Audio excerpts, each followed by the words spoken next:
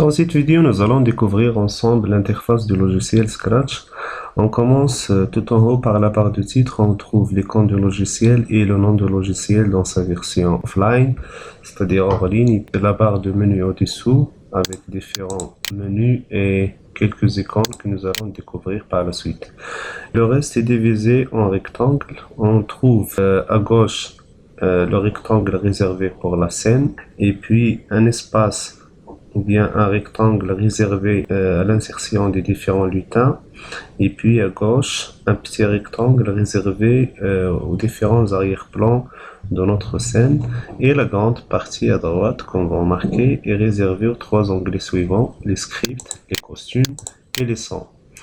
Vous remarquez à chaque fois que je choisis un onglet, le rectangle de droite est une zone de travail ou bien d'insertion, différentes instructions pour l'onglet script. Par exemple, quand je clique sur le drapeau vert, je veux que mon chat avance de 10 pas.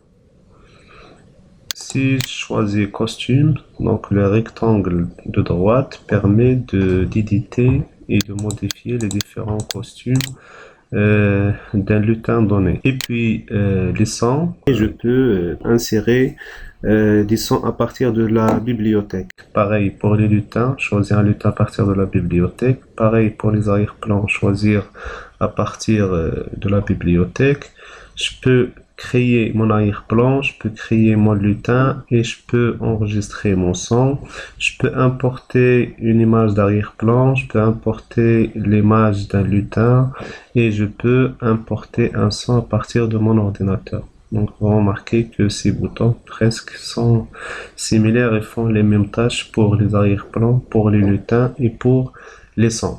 Maintenant, on va explorer les différents menus de la barre de menu. Le texte Scratch pointe vers le site officiel de Scratch.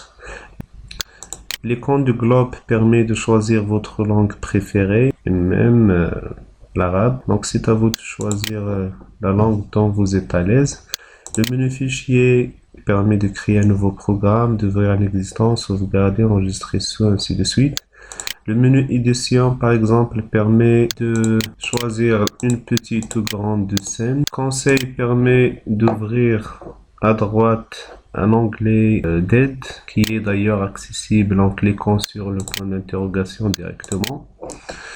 À propos, pointe sur la page à propos du site. Et puis les icônes, les 5 icônes. Dupliquer permet de dupliquer mon lutin. Donc j'ai 2. Couper permet de supprimer mon lutin. Agrandir permet d'agrandir.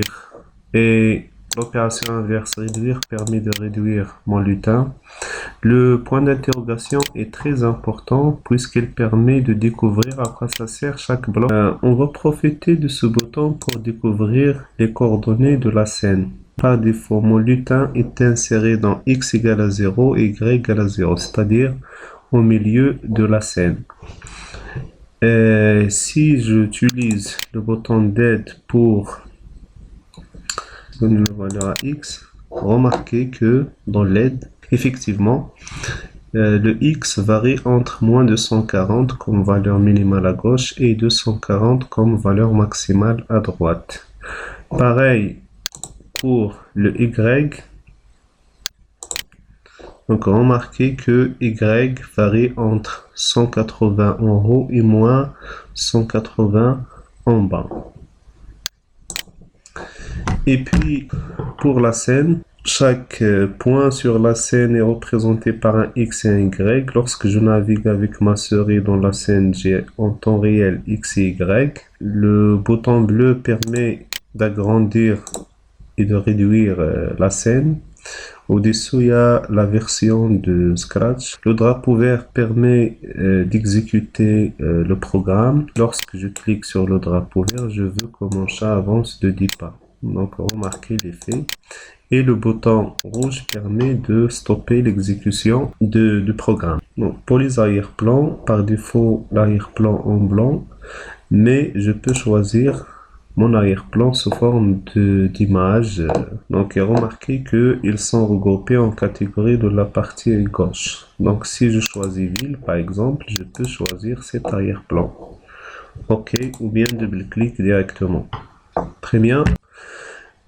Concernant les lutins, je peux importer à partir de la bibliothèque un nouveau lutin. Je peux dessiner, importer ou capturer avec ma caméra un lutin et remarquer que chaque lutin possède différents costumes. Et le i ici permet de renommer mon lutin. Par défaut, il est appelé Sprite1, c'est en anglais, mais je peux l'appeler par exemple mon chat.